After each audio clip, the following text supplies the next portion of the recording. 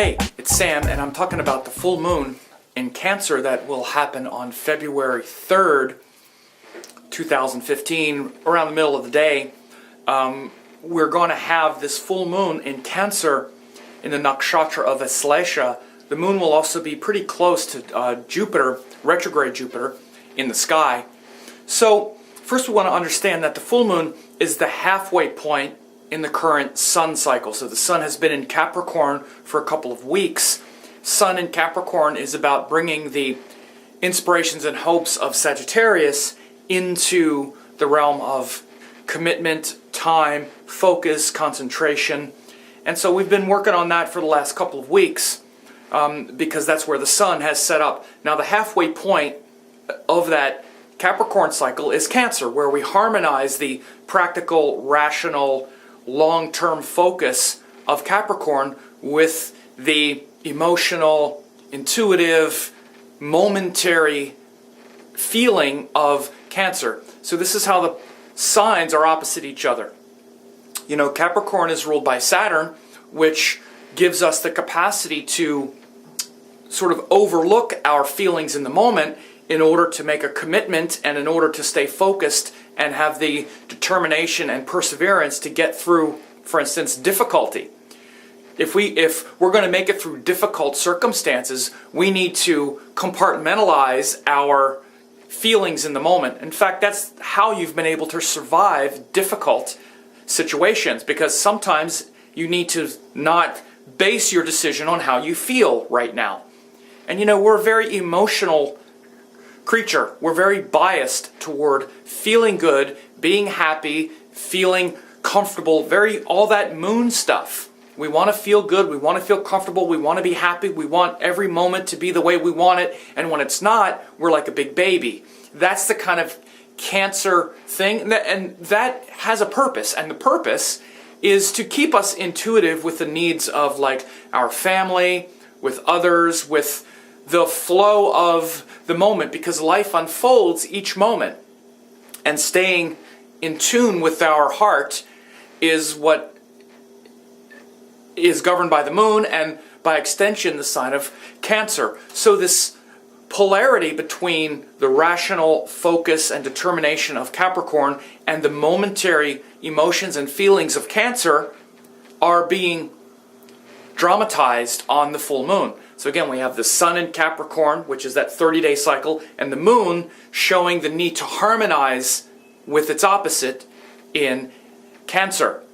So what this basically means is that in order to fully embody the promise of any sun cycle, it needs to be integrated with its opposite. And that's what the full moon does. So in order to fully embody Capricorn virtues, it needs to be harmonized with Cancer traits and virtues as well.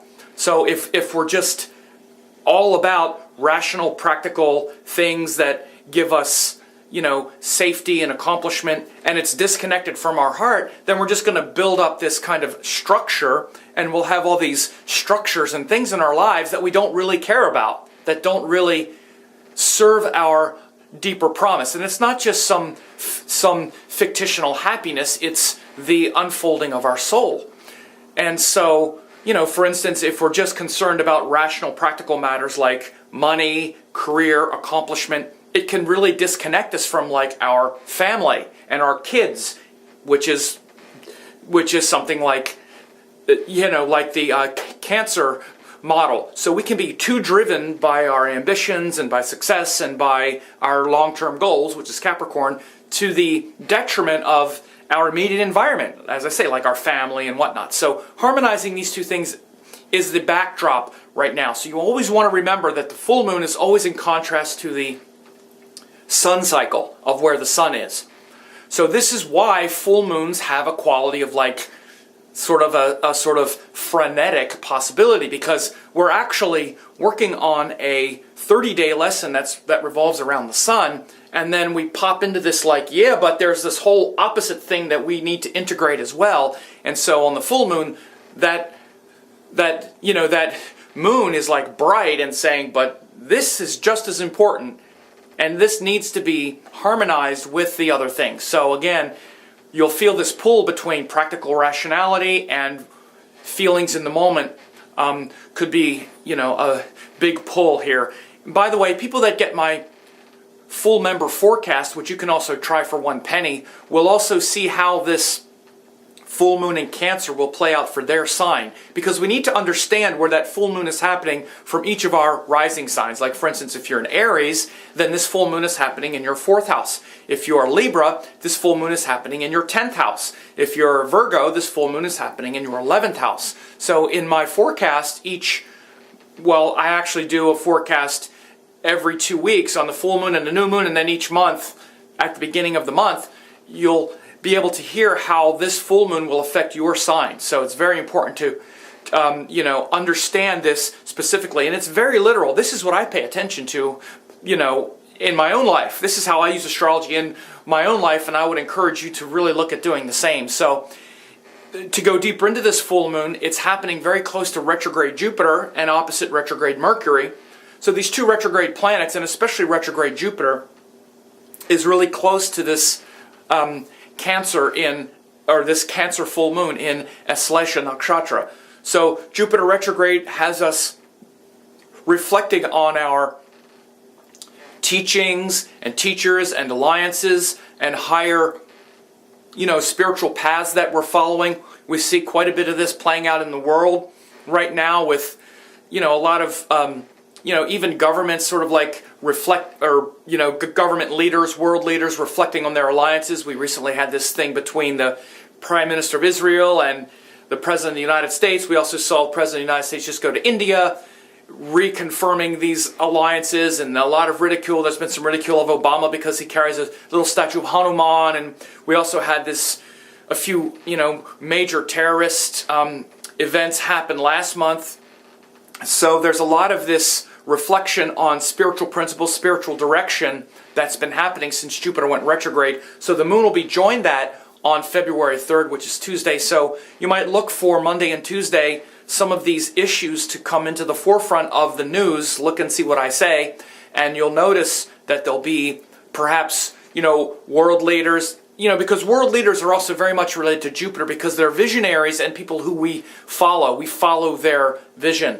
And so, controversies around how we're being led. There's also been a lot of controversies around this movie called American Sniper, and a lot of, sort of brouhaha around the way that's being interpreted. Again, this is all very Jupiter retrograde stuff because Jupiter is like the teachings, and we're following this teachings that, the American government is, good, or a soldier is good, but people are saying, yeah, but this movie portrays this soldier in a way that makes him out to be, making him out to be this martyr that he really isn't, or something. I don't have an opinion about it. I'm just talking about the dialogue.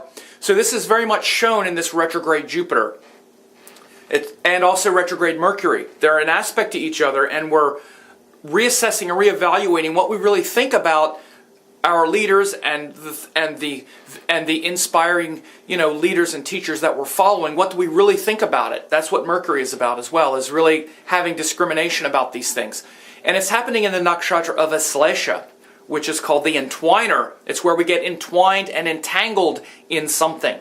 So the sign of Cancer is a sattvic sign. It's related to motherhood, purity of love, not desire love, not like relationship love, but pure love, like a mother has for a child, like we have for our pets, where we just want to give love and not expect anything in return. Now, that quality of life is very important. The nakshatra of Aslesha is where we can get entwined and entangled in that sort of love, much like a mother is entangled in the love of her child. She needs to be. But there's also this kind of terror that, oh my God, I'm so tangled up in this child. What if this child dies? Or what if I lose this thing? It's a kind of, potential, sort of terror, like a sort of terrifying possibility is there. And of course, when we're tangled up in a sort of desire-filled love, it can be very difficult.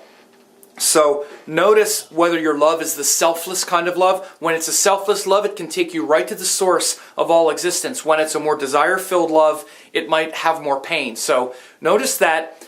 And again, if you want to see how this affects your sign, only 1 penny for a 14-day trial.